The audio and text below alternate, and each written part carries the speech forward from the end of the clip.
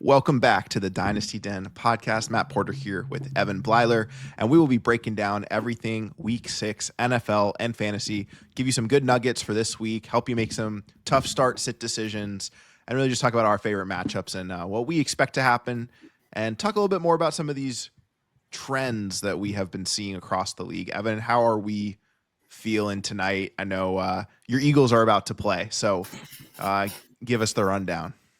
I know I'm a little nervous. I'm not gonna lie. I mean, at least coming off of like this past week against the Broncos, like when you're up, and I hate to say it, when you're up 17-3, you don't lose. Like you're at home, fourth quarter. It's just one of those games where like you just got to control.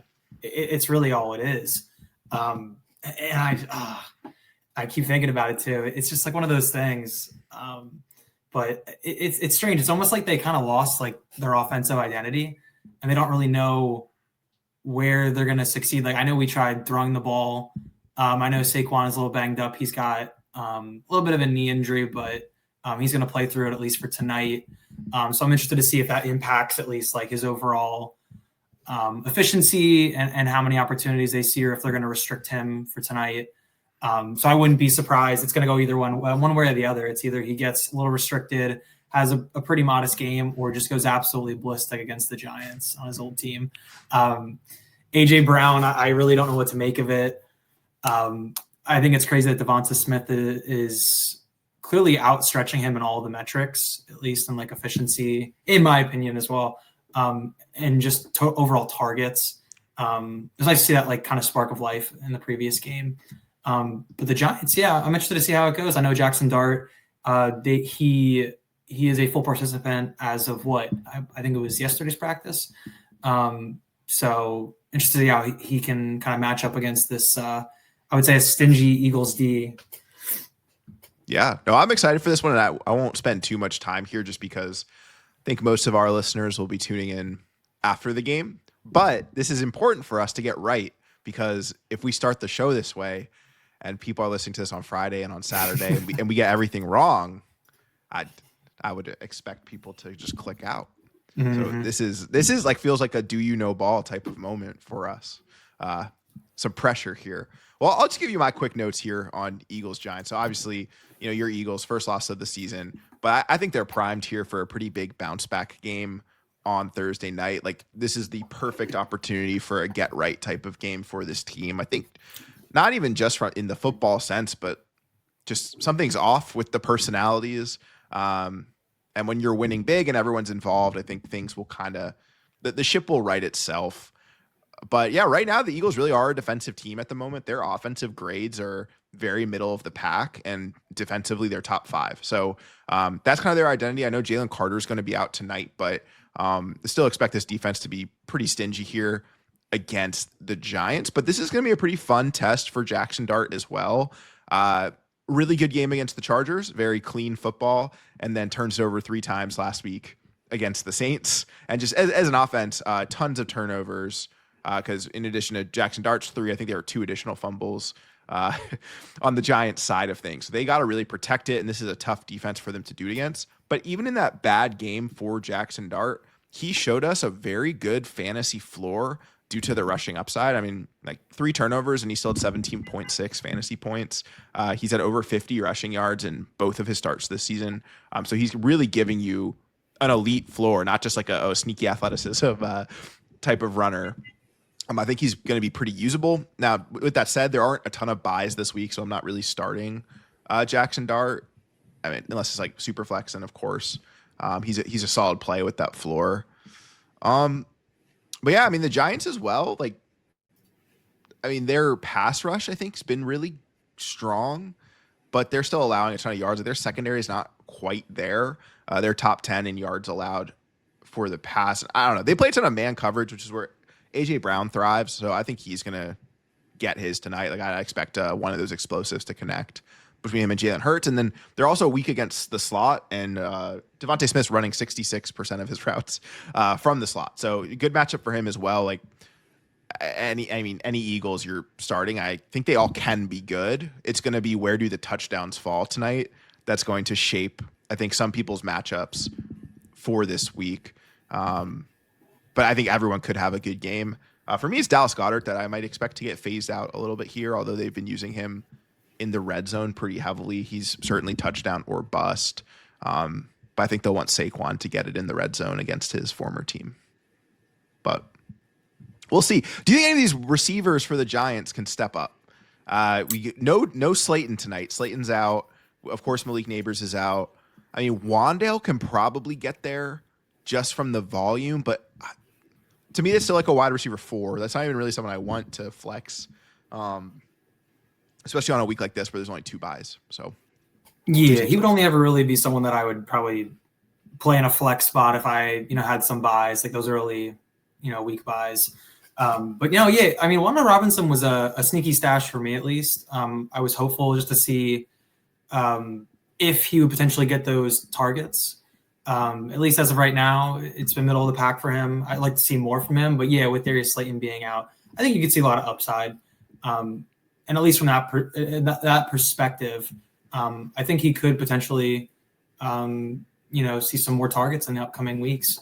And I'm interested to see kind of how the Cam Scatabo, Tyrone Tracy Jr. plays out for tonight, and how their usage is for both of these players. Yeah, I agree. Scat's line was at 12.5 receiving yards, which feels like a very easy over. The line may have moved a bit. We'll see. But it's a good one in there. Good little nugget in there. Yeah. And then I do want to talk about Theo Johnson, actually a tight end for the Giants. Monster performance last week. One of several tight ends to get 2 touchdowns and over 20 PPR points this past week. I'm buying it, especially with the injuries to these pass catchers. I think Theo Johnson, his profile is a big athletic tight end, which typically translates to the NFL. And we know with tight ends, it takes time to develop. So it makes sense that here in year 2 for him, things might be starting to click. But he looks like a go-to guy for Jackson Dart. So I think he is like that low end tight. He'll probably finish the season tight end 12 to tight end 15 type of range. But someone I don't know. Tight end has been weird, so certainly worth a stash. All right.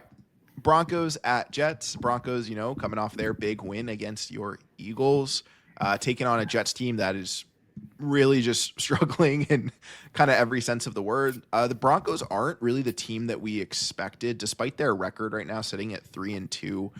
They're very middle of the pack in their grades on offense and defense. Like, they're not really shining on either side of the ball, despite entering this season probably being considered like the top defensive unit in the league. But I do think we're going to get some ugly matchups in this game. Like Garrett Wilson against Surtain. Like, I think you could consider sitting him. Truly. I can't expect that much there. Courtland Sutton did all of his damage this past week in the fourth quarter, so he still got there despite being locked down for most of the game against Quignon. So, but now he's going to get the Sauce matchup. So it's going to be kind of interesting. I think we'll have this could go one of two ways. Like, these receivers that you are typically must starts could still get there for you. But I think you could also have some really disappointing numbers in what could end up being a bit of a defensive type of game. But J.K. Dobbins been one of the hottest running backs in the NFL. He's exceeded his expected yardage totals in every single game this season. Yeah, which is absolutely insane. I mean, this will be an interesting one. I mean, I think we know what to expect. I think we're going to see a solid performance from the Broncos, and we're going to see a win. You still have the Jets as the last winless team in the NFL. So it is kind of interesting. I mean, I want to see more from Garrett Wilson. I think this will be an interesting matchup because, I mean, I feel like at least this year we haven't really seen the Surtain that we've seen in previous years. I mean, it's kind of been a little rough for some of his matchups and performances for these starting weeks. It kind of out of character for the Broncos D that we know. Still have put up great numbers and have been that sufficient team. But yeah, just not where you would have expected if you were, picking them as like your number one overall defense. But really excited just to see Justin Fields. I know we don't have the largest sample size just with his injury, but at least with a comparable defense in the Broncos, this will be a good test for him at least, just to kind of see how he can bounce back. I'm not gonna lie, like I'm definitely a Fields fantasy guy. I think he's a good fantasy start. I would probably look elsewhere in this one. We saw week 2 specifically where he couldn't get anything going with the pass, and even though he still was able to run, I know he gets knocked out of that game, but it was late, so it's not like he missed a ton of time. I think he had like 4 fantasy points. This could be that type of game where, yes, he'll still have that floor with his legs, I guess, but if he can't do anything through the air and they can't score, it can lose you your week. So there's some pretty like juicy shootouts here with quarterbacks you can probably stream. So I might lean more that route. I do want to talk about Mason Taylor, who is definitely a hot commodity on the waivers, probably in a lot of your leagues, the tight end for the Jets. I mean, he's just really a target hawk at this point, and we knew that with this Jets team, it was Garrett Wilson, then who else will step up? And it looks like it's going to be Mason Taylor as the clear number 2, pass catcher in this offense. I think, let's see. He had 19 targets across the last 2 games. So he's, for the tight end position, that's what's carrying these guys to tight end. Well, like that's what Ferguson's doing. It's drawing the high target volume. So I do like Mason Taylor as a play in this. Like I said, if Garrett Wilson gets kind of locked up, like we may expect him to, Taylor could just command 15 targets in this game. I don't know. Breece Hall trade rumors as well. So it'll be interesting to see what happens with this backfield here. But without Braylon Allen healthy, they're not really deep at running back. So I'd actually be pretty shocked if Breece got moved. Yeah, that would be insane. We'll see. All right. Seahawks at Jags. This one is the closest spread of the week. The Jags are favored by 1.5 points. So expecting this to be a pretty close game here. I think this is the game I'm most excited about. The Seahawks kind of just got gassed this past week in a shootout with the Bucks. A really great fantasy game, I think, all around in the Bucks Seahawks matchup. So we'll see if that can kind of get repeated here a little bit. But Seahawks are traveling across country here to go visit Jacksonville. Jacksonville's coming off a pretty big Monday Night Football win.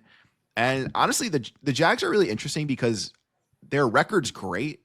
And you got to feel so optimistic if you're a fan of the Jags because they've gotten to that 4-1 record without really looking like they have everything figured out. So the fact that they have stacked these wins and yet we still see such big opportunities for them to improve, you got to be feeling good down in Florida. Yeah, I think this is going to be a fun game, especially because JSN, on his stat line, he's lined up for 77.4% of his snaps in 2025. So I'm interested to see how he kind of lines up against the likes of like Tyson Campbell and even Travis Hunter too. Trying to see how he can contain. Campbell just got traded for Newsome, so might be a little bit of an easier matchup there. Oh my God. Wow. I am out of the loop on that. Just that's 1 for 1. Yeah. Basically just that's 1 nuts. for 1 trade. Okay. Well, yeah, we're going to see how that coverage goes because I am clearly out on that. No, but I mean, it's going to be a fun game. Overall, I think the Seahawks they look great. And the Jaguars defense, like top notch, not what I would have expected them, at least on the lines for every single week.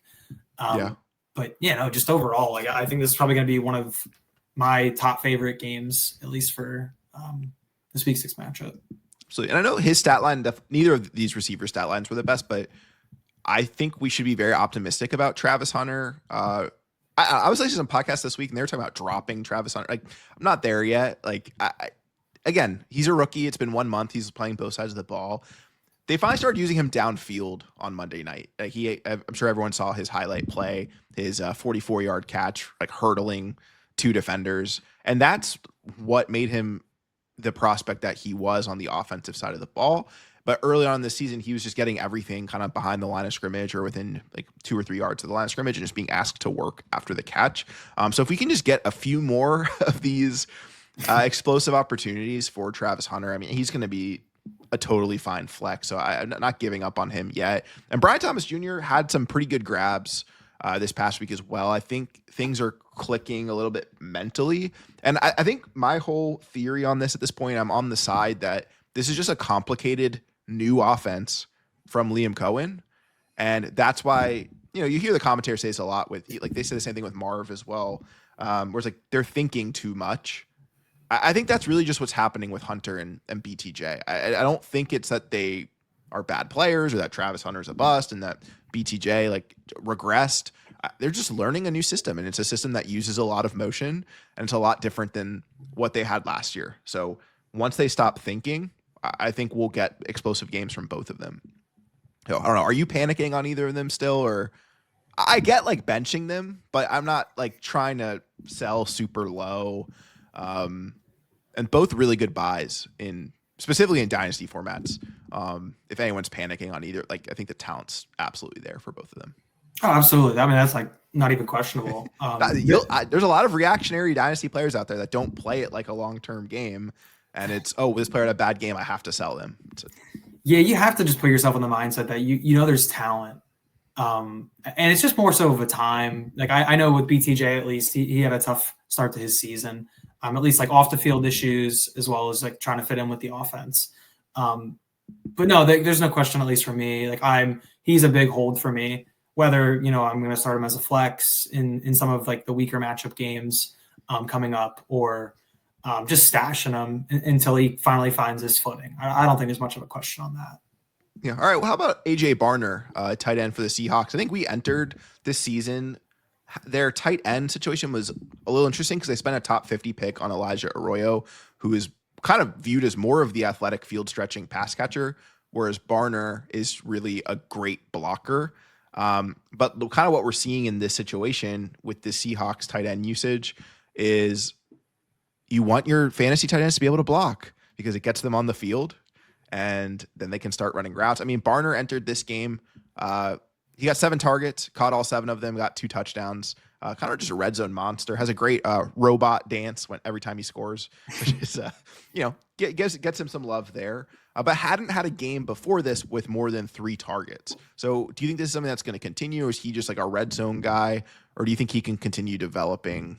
I don't know. Like I said, tight end's murky. Like Bowers just with the injury, and McBride playing for the Cardinals.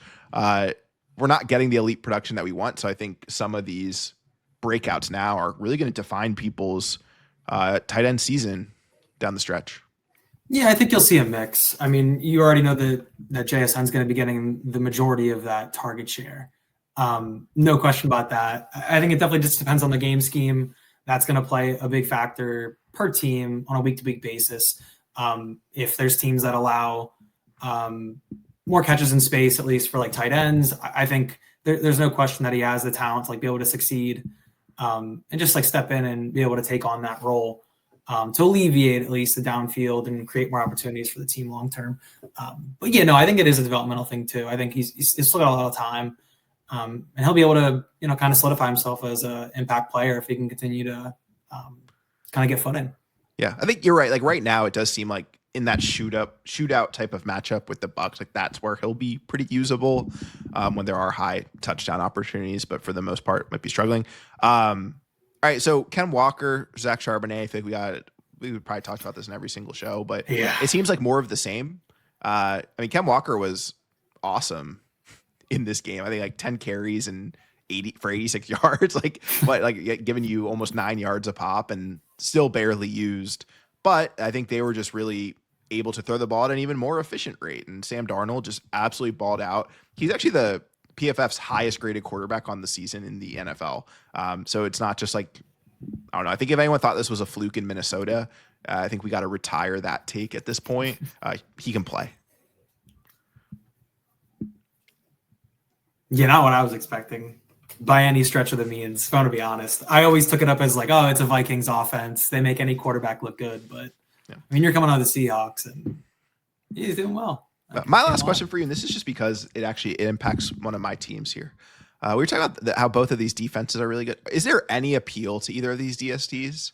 Could you see this flipping the script and being more of a defensive game? Seahawks defense, I think they're very good, and they had a terrible week for fantasy last week against the Bucks. I think they were at home as well. So just, I don't know. I'm not sure what to make of in this one because Trevor's been like inches, like he should have had 3 interceptions on Monday night and somehow did not. So there might be opportunities here. And I think the Seahawks secondary I feel like they would capitalize, but I don't know. I'm not feeling too good about them. Yeah. I mean, they both have reasonable challenges, at least for like the teams that they played.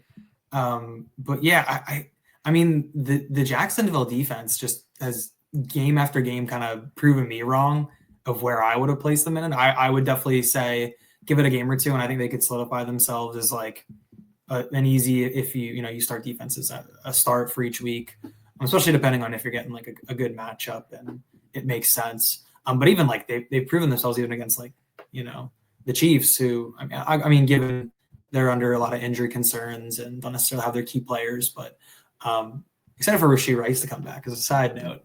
I think that both defenses, they've done well. I think at least for this game, I'll be really interested to see how this plays out. I don't really have like a rhyme or reason. I don't know where it's going to go. Like you said, it could either landslide and just be a defensive shutout or just turn into an absolute shootout. Yeah. Well, I've been committing a fantasy crime and I've been carrying 2 defenses, specifically in most of my dynasty leagues where I'm good, because it's just like that 15th or like 20th bench spot, having like the defensive matchups lined up is actually just more beneficial. And I have been having the Seahawks defense because to me, they are an elite unit that should be matchup proof. Yet I'm scared to play them every week. So I might sit them again. We'll see what happens. Okay. You just need a bigger sample size. That's really all it is. All right. Chargers at Dolphins. I think this might be a sneaky spot for a Miami upset. Just Chargers offensive line is decimated. We kind of called it last week. Like we were expecting a Ladd bounce back game. Got that. We were robbed of his punt return touchdown, which would have added another 6 to his score. But okay, so what's going to happen here? So yeah, you can tell the Chargers are not healthy when you watch them play now. Losing Joe Alt and Slater, just absolutely brutal. I know there's some things going on with their center as well that, Herbert's had to kind of answer for the media for, just some like misread blocks that I think he may actually not start this week. So anyway, they're figuring out their offensive line.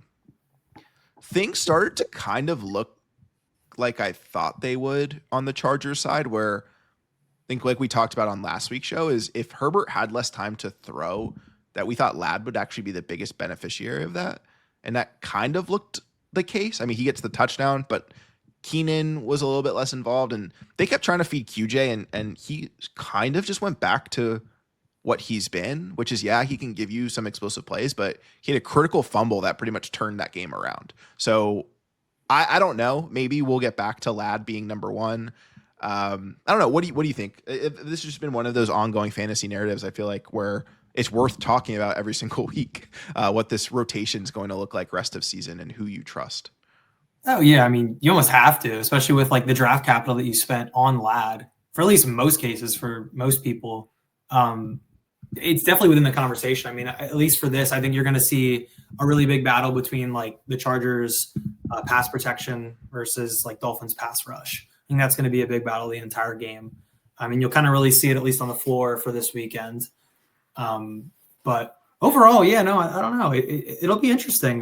The Dolphins have looked surprisingly sharp. Like Tua with like, I believe it was it was like a 90.5 overall grading, at least on the week, which I was kind of shocked, at least coming off of like the entire start of the season for where they're at now. I thought Waller looked really sharp, at least as a great addition. He's must start. Yeah, I'm so glad I bought in early after like one singular game, and I have him in all my leagues. I'm ecstatic about it. But yeah, he's fit so well into the scheme. It's reminiscent of, a Jonnu 2.0. And I think that's honestly what the Dolphins needed, especially after like an atrocious Tyreek injury. Yeah. But I think I want to see more out of Waddle. I think that there's many more weeks to come. We can kind of break out and be that Reek level player that they kind of need. at least to like save their season. I think they have like a 9% chance of making playoffs. Yeah. So He looked great last week too. He kind of proved, he reminded people of who he was, like being a top prospect, and kind of just dominated until Tyreek Hill got there. So yeah, I think if you have Waddle, you're definitely starting him. Okay, a lot of people are talking about the Chargers running backs. We're probably getting a split backfield here with Hassan Haskins and Kamani Vidal to take over for Omarion Hampton, who it looks like it will just be a 4-week ankle injury for Hampton. I'm kind of out. Like, I don't think they're going to be running the ball very much. I mean, Hassan Haskins is slow, and I don't know. I don't think there's a ton of upside with Vidal either. Like I said, I think when Herbert's I think it's going to be just lad season. Really, I really do. I'll call that shot. Like, I think they're going to need to get him set up with screens and let him work after the catch. Because even though it wasn't a reception, watching his punt return touchdown is like, okay, this is who he is. Like, he's juking people out. He hurdled over someone to get to the end. Like, he is a very athletic player, and they need him to step up. Like, QJ kind of isn't reliable. So I think things are going to reverse here. And I don't know. I think Lad's the one you want moving forward. Yeah, at least this past week was a really good reminder. Yeah. But we'll see. We know nothing. So it'll be the Trey Harris week. All right. Rams at Ravens. Most likely not getting Lamar this week. Cooper Rush, I kind of said, like, I thought he was one of the better backup quarterbacks, so he didn't turn it over.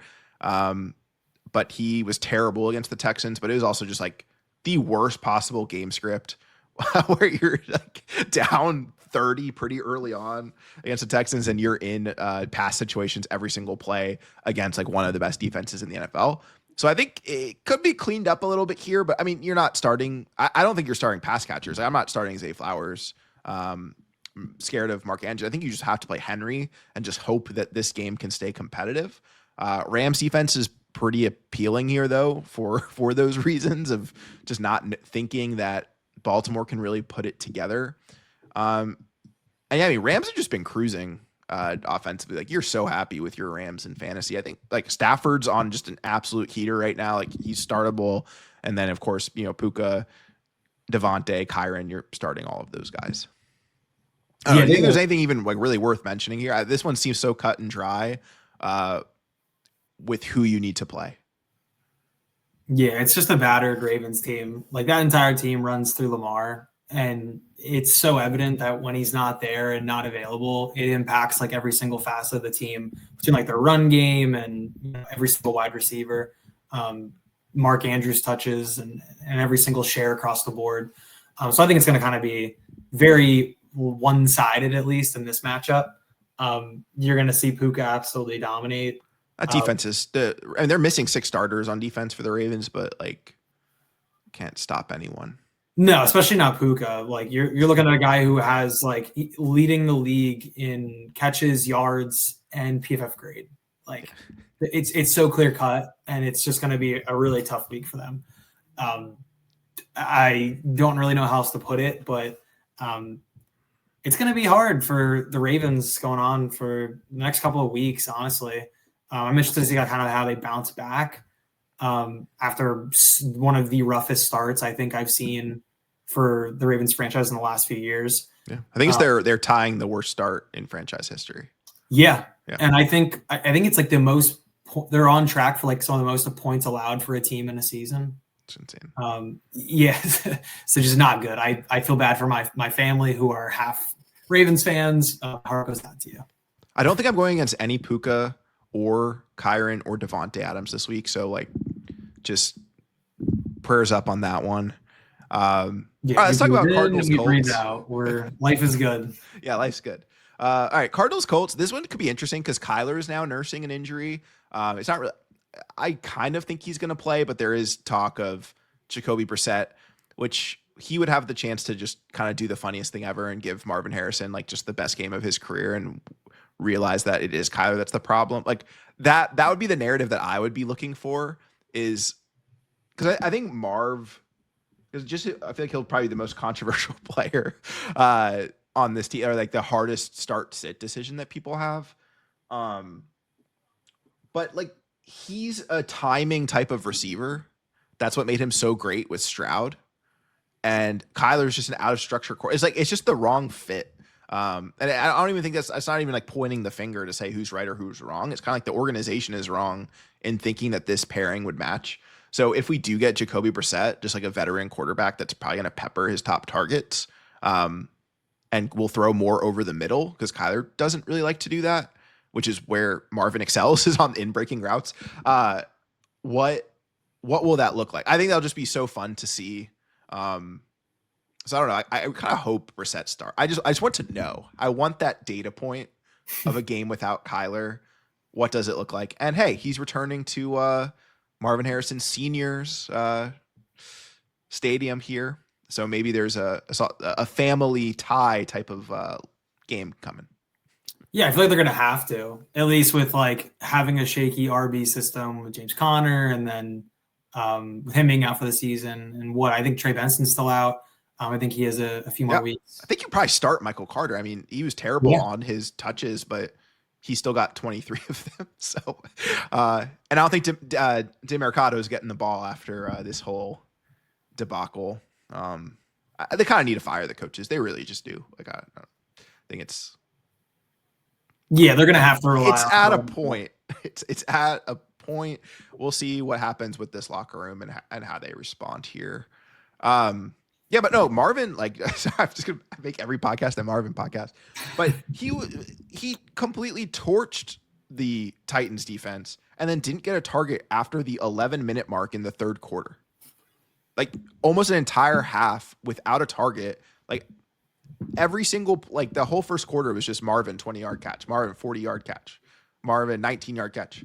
And then, let's just not use him. And I mean, even the Drew Petzing, the offensive coordinator, did come out and say, like, when he watched back the tape, that was the first thing he thought was, why didn't we get him the ball more? So this could be one of those like squeaky wheel types of games where the OC overcorrects. And Marvin doesn't get 10 plus targets. I think he's only done it once. I think this kind of could be one of those games because they also might be playing in a negative game script against this good Colts team. I think this is like an absolute explosion type of game for Jonathan Taylor. Could just go nuclear here in this one. I don't know. I expect the Colts to win this pretty handily. Yeah, I think this is going to be another easily one-sided match. I think the Cardinals are definitely going to put up a fight, but I mean, they're literally going up against the point differential leader for the entire league. Like, Daniel Jones has been unreal in controlling the offense. Surprisingly, from the wide receiver core, they've looked like pretty sharp. I really can't lie. It's been something that you couldn't have paid me enough to even have predicted, especially after like previous seasons. It's reminding me a little bit of the Packers receiving core where there's not, I mean, so there's a tight end, so like Kraft and Warren that you want to start. And then all the receivers is kind of just like, you could probably flex them, but you're never going to know whose game it's going to be. Yeah, it could be hit or miss one week or another. I mean, at least you can find some comfort in knowing that Jonathan Taylor is like the guy, and he will be for like the remainder of the year. He's been absolutely unreal across the board every single week. His touchdown rate's been unsustainable, so I think Daniel Jones gets one this week. I think he sneaks one in on the 1-yard line and finishes as a top 12 QB. I mean, Taylor could still get two, but that third one, Daniel Jones is going to get. Yeah, I mean, the Cardinals got to stop Taylor. I think they're like second in EPA rush allowed, I want to say. Yeah. So it'll be interesting to see how they can kind of size him up and if they're able to stop the run.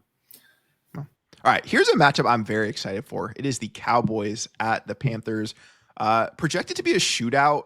And, okay, the spread is crazy on this. It's Cowboys -3. There's a lot of sharps out there saying like that this could be the Panthers like sneaky. No, it is not a Panthers sneaky win. The Cowboys are going to like blow the doors off of the Panthers. I refuse to believe otherwise. That's going to come back to bite me. Rico Dowdle revenge game on the Panthers side potentially, but Chuba may actually play, so that could end up being a little bit of a split backfield. But I mean, let's talk about Dak. I mean, Dak's just absolutely cooking. We've been kind of shouting him out on every episode, even after week 1 when he didn't have a good fantasy day, but it was just like evident on tape how good he was playing. And it almost seems like Lamb being out is helping him because he's just reading the field. He's not, trying to pepper his star wide receiver. He's just doing what needs to get done to be won. So I think you got to ride the hot hand there with Dak Prescott. Yeah, I mean, Pickens should have a bit of a better day here. He had the touchdown, which saved him, but it was a tough matchup last week against Sauce. But I think as long as Horn's still healthy, this is kind of another tough matchup actually for Pickens. So it could be another Ferguson game. I don't know. There's kind of a lot of fantasy players here. Like Cowboys are the team it seems like you want on offense. They're just playing unreal football. Panthers have hope though, because everyone's favorite receiver, Jalen Coker, should be making his season debut in this one. And I really do think he's a good player. And I mean, when they played the Cowboys last year, he had an 80-yard touchdown. So I think that does give them the extra juice they need on offense to just make this a really fun fantasy game. And if he plays, like I like him as that like wide receiver 4 in a deeper league, especially just with the way this game could go.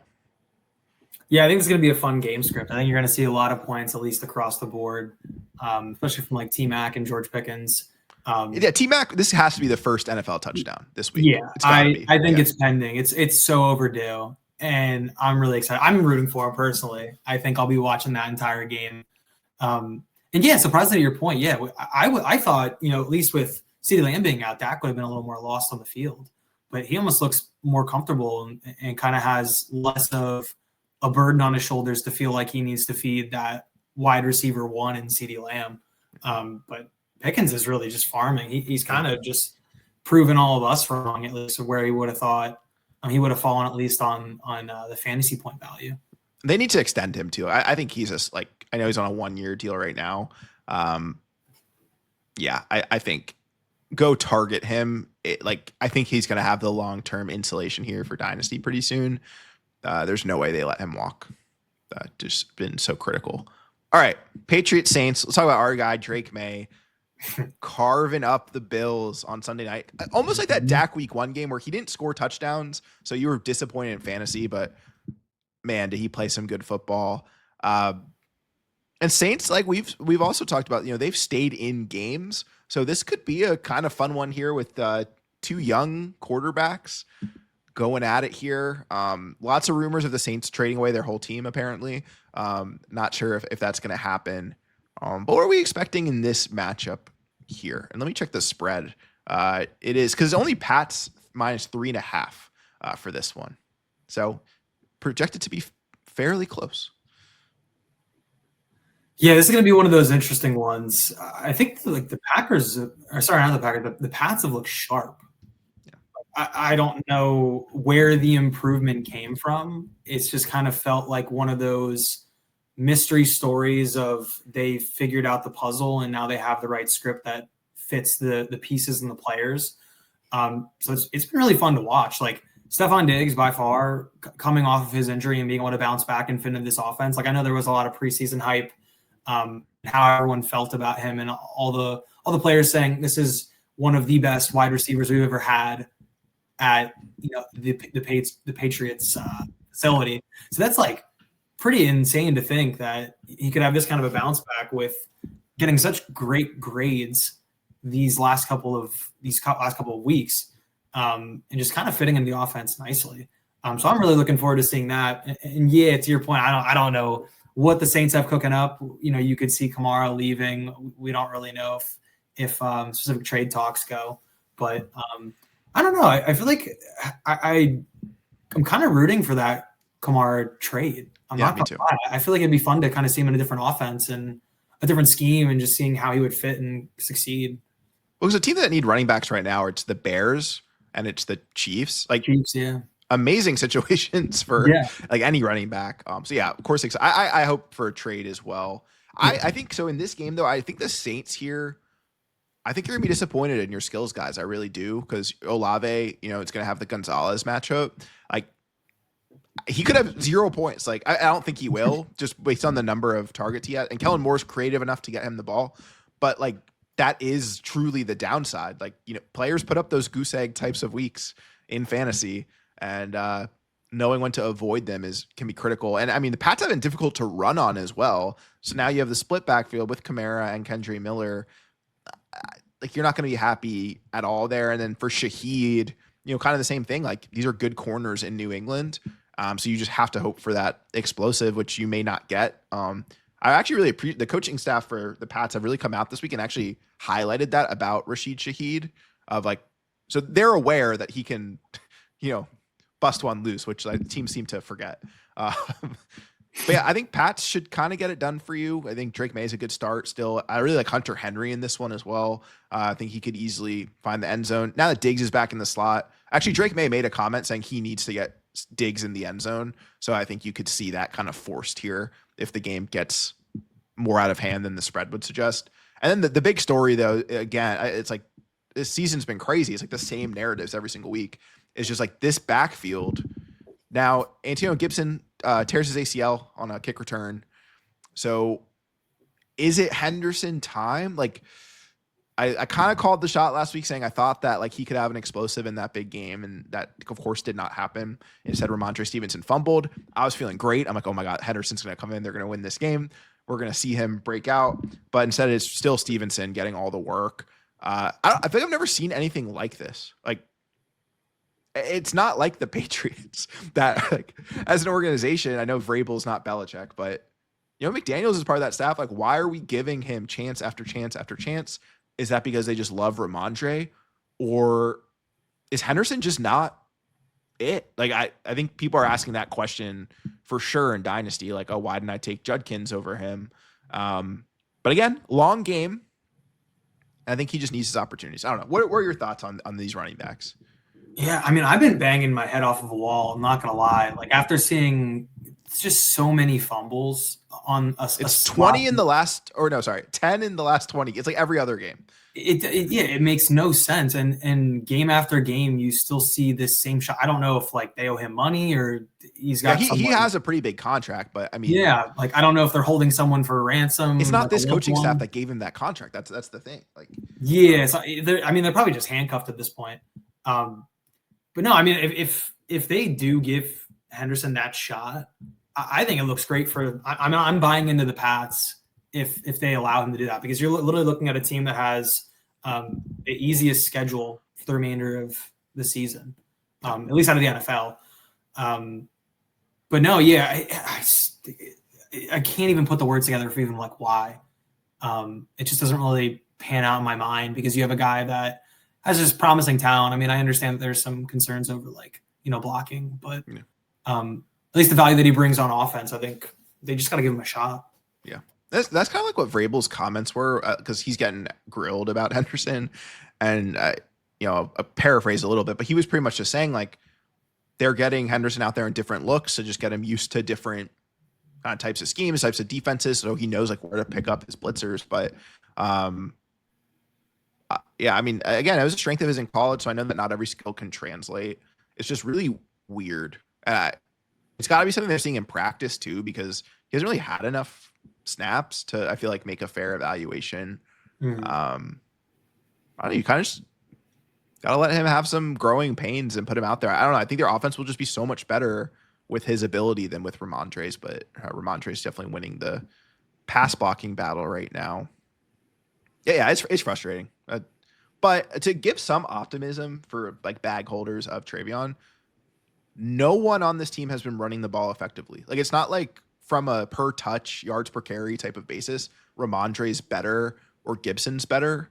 Actually, I think Gibson has the highest clip, and then it's Henderson, then Ramondre. So it's like none of them are really doing well. So I think it's overall the Patriots need to figure out their running game, not like Travion Henderson's bad. That's kind of like where my take's at. And yeah, the line's playing better than we expected, but the only successful runs that this team are getting are outside of Will Campbell. Like, they're not getting anything going up the middle or to the right side of the field. So it's like, I don't know. I think that just speaks volumes. Like, how can we evaluate Travion Henderson at this stage? Let's see. All right. So we'll go to the other rookie running back here. Browns, Steelers. Judkins is a stud. Mike Tomlin came out today and pretty much said, what a great replacement for Nick Chubb. So Judkins has kind of earned his respect already around the league to even like be talked about that way by the opposite coach. Looks like Dylan Gabriel's the starter here moving forward. Joe Flacco is gone. I don't know if there's a lot of fantasy to really talk about this one, so we can keep this one kind of quick. But I mean, you're starting Judkins, you're starting DK, you're probably starting Jaylen Warren, just the way the running back landscape is. I don't know. Njoku had a bit of a resurgence here with Dylan Gabriel. So I think that is something worth talking about. The way that these Dylan Gabriel targets fell, it was Njoku had 9 targets, Isaiah Bond had 6 targets, Harold Fannin 4 targets, and Jerry Jeudy just 3 targets. Of course, it's just one start that we have as a data point here. But who knows? Maybe Njoku is back. Yeah, we'll see. I mean, I bought out of Njoku, unfortunately. I think it was kind of that ship sailed for me, and there were at least like better options that fell later on draft boards that I was able to pick up. So yeah, no, it's going to be tough. I mean, we'll see how this kind of works. It's strange to see what I would argue as like Steelers being one of like the best defenses in the league for the last few years, and now you see like a very uncharacteristic starting season where they're playing these teams where you would think that they would kind of have a better fighting chance to allow their offense to succeed.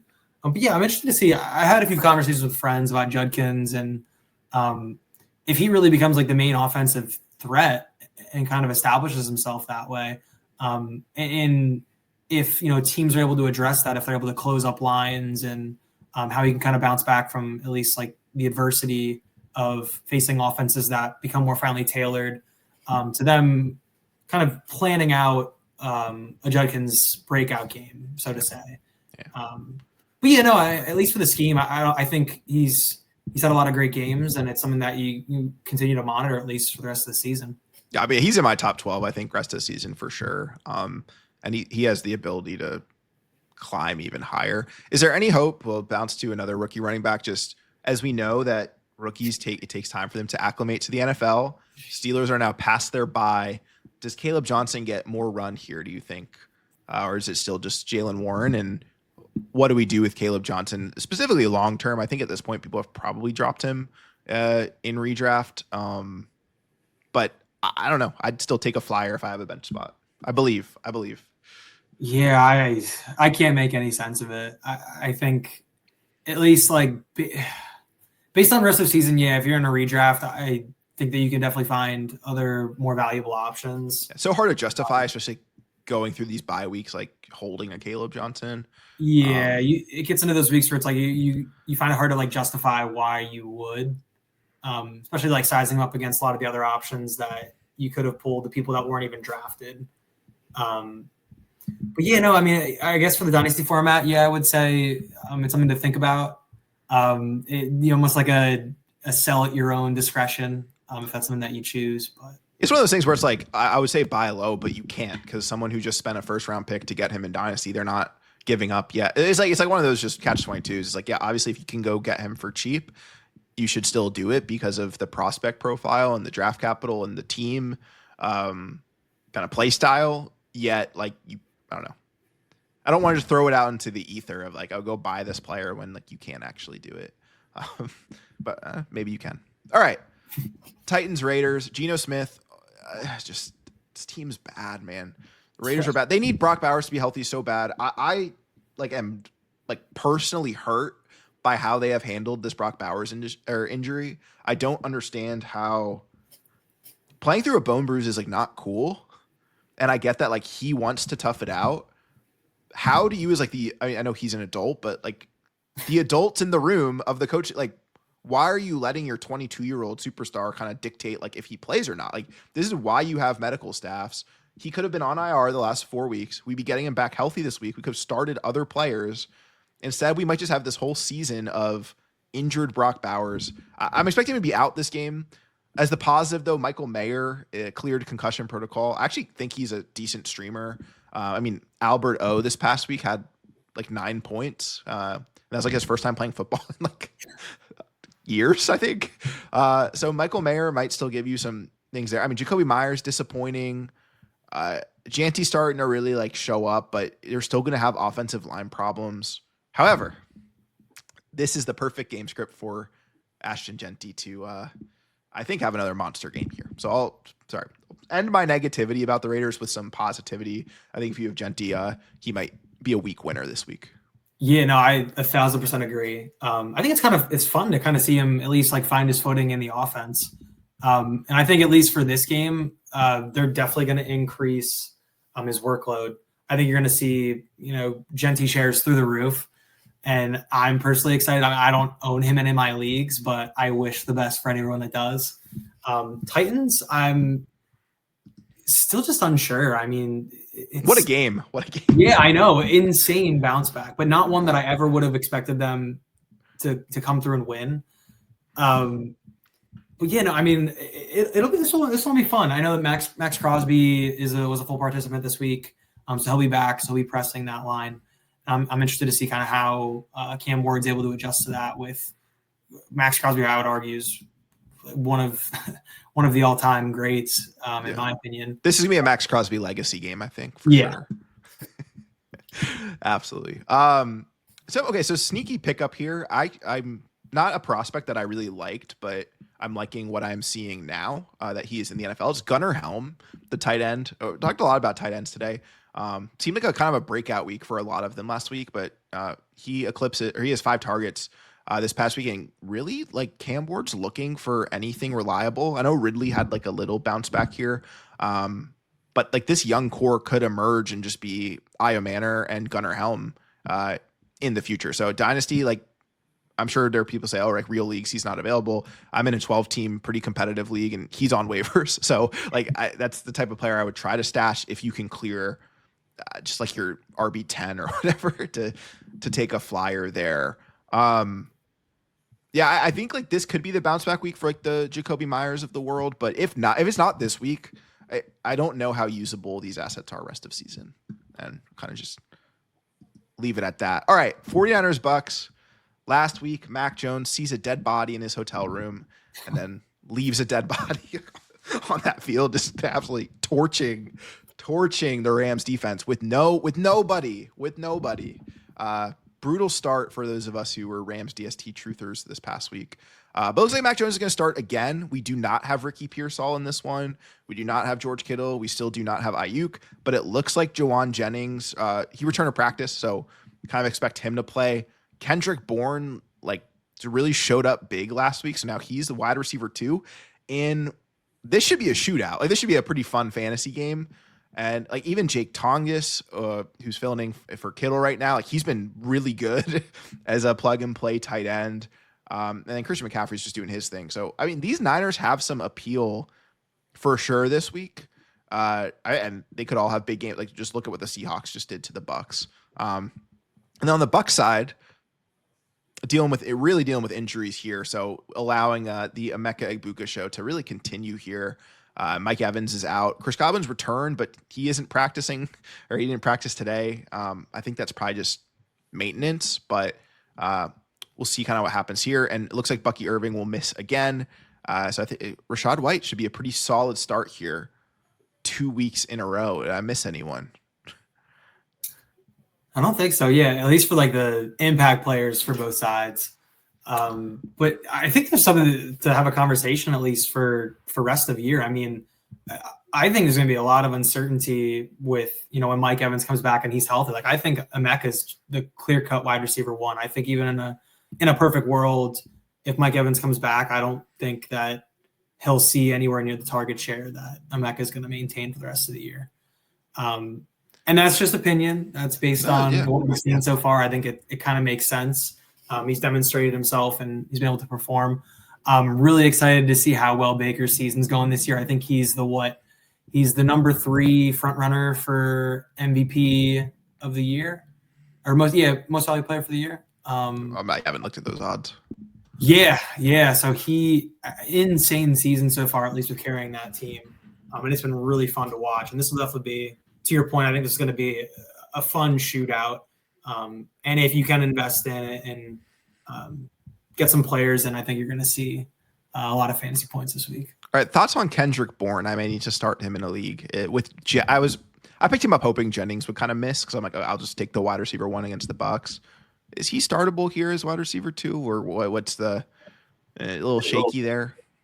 Yeah, shaky for me. I'm not fully bought in. I mean, if you're feeling good on him, I think we can sit after this and kind of talk it out, and maybe I can negotiate on a flex spot. But Yeah, I don't know. he'd It's be like about wide starter receiver mode. 4 for context. It's not like higher than that.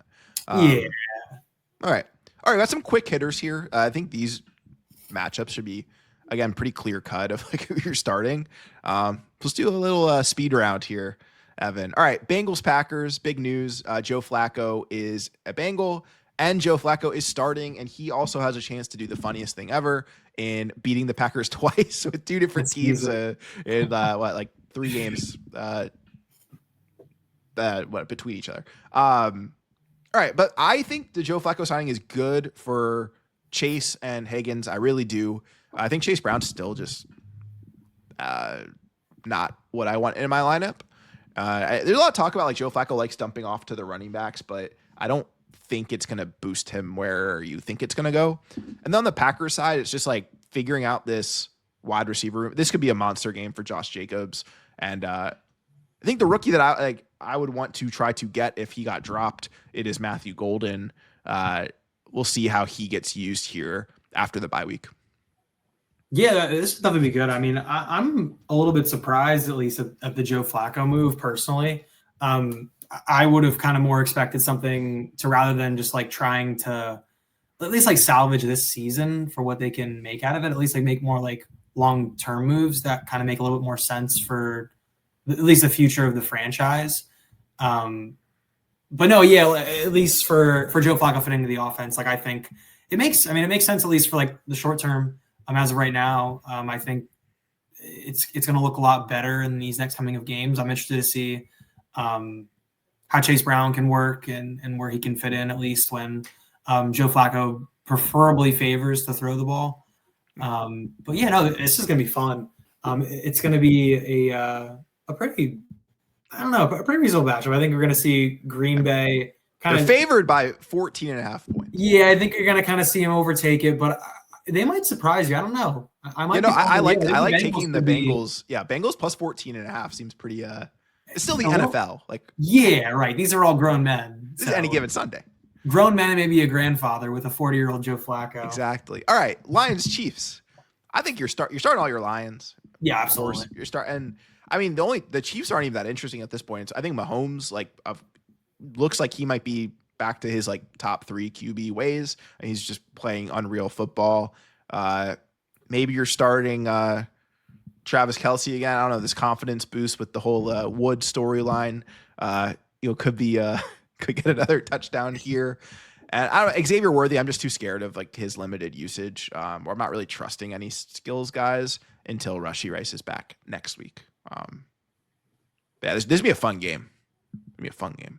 Yeah, I mean, you're talking about like literally 2 Super Bowl contenders on like a very run of the mill like Sunday game. It's going to be honestly, mark it on your calendars. I think it's going to be a bit of a shootout. Yeah, for sure.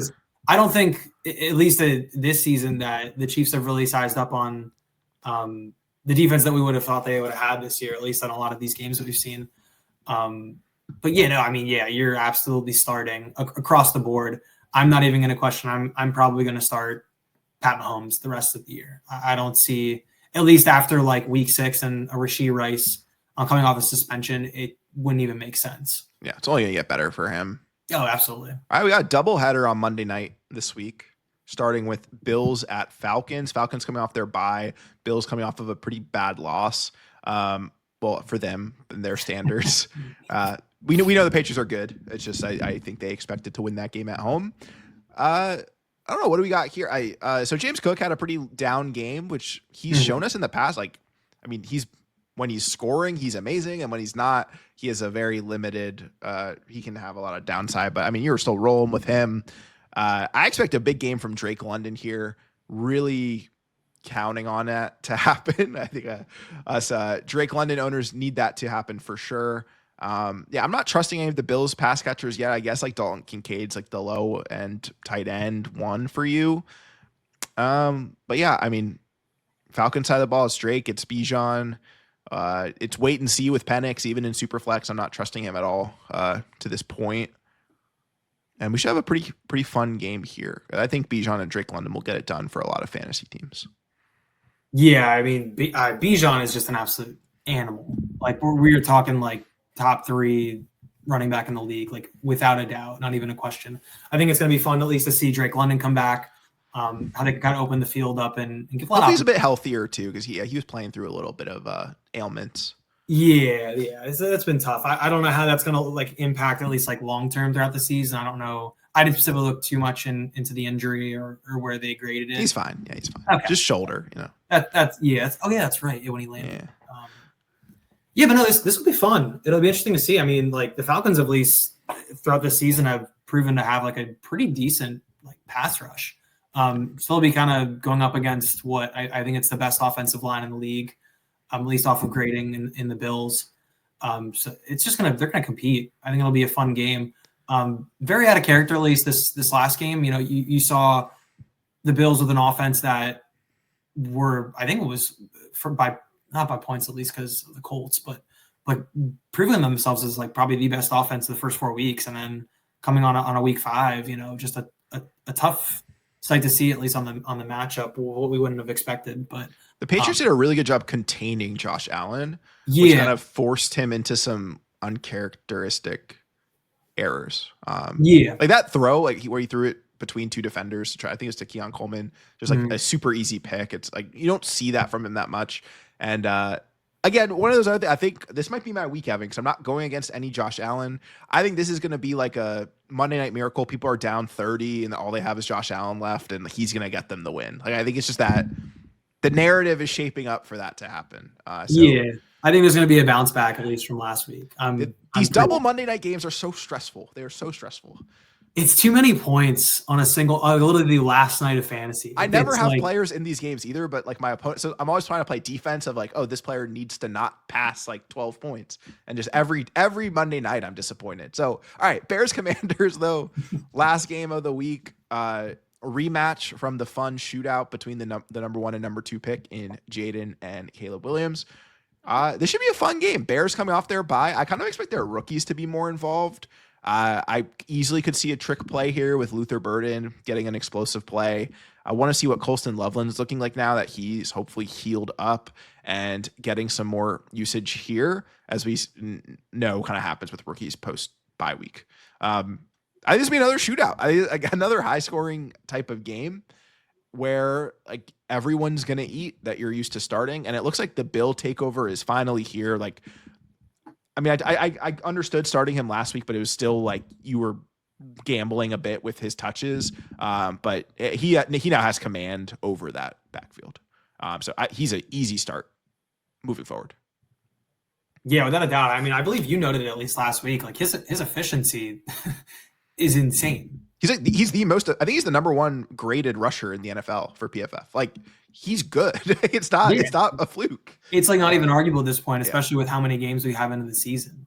And I think after his talk with Tom Brady, where he was smiling, he was more giddy than like a schoolgirl that I've ever seen in my entire if he can get more of those talks and just promote further throughout the season for him to just absolutely tear into this year. He's a buy high for me as well. Like just, I think he's solidified.